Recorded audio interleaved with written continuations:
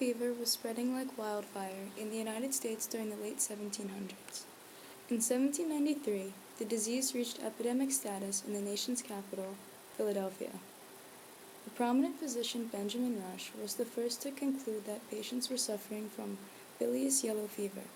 He believed that the disease was a contagion spread by putrid vapors. Without an efficient sewage system, and with outhouses and factories polluting the rivers, the disease spread unchecked. The epidemic finally petered out in November when cold weather killed off the mosquitoes.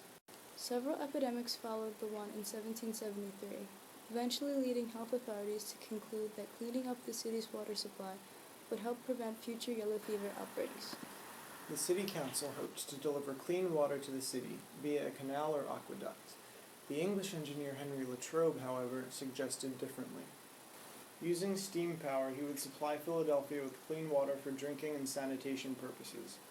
His design utilized 2 steam engines to pump water throughout the city using a system of hollow log pipes. However, the technology failed. The steam engines were unpredictable and unable to bring enough water into the city, and the log pipes were faulty. Within 2 years, the City Council began to consider massive renovations. John Davies, who was the superintendent of the Philadelphia Waterworks from 1802 to 1805, began to search for a solution to these problems.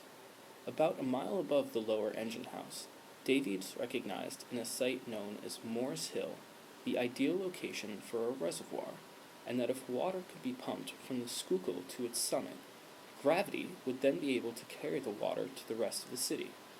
The city, however, was not yet willing to invest in a new waterworks system so soon after they had completed the expensive design outlined by Latrobe.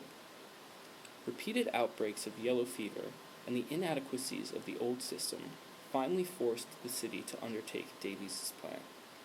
The new design continued to rely on steam power. In 1818, the Watering Committee began to replace the hollowed-out wooden logs with iron pipes, further increasing the capacity of the system. The Fairmount engine, however, exploded twice in 3 years, at the cost of 3 lives, forcing the city to consider a different means by which water could be pumped into the reservoir. Disenchanted with steam power, the Watering Committee decided to explore the use of water power instead.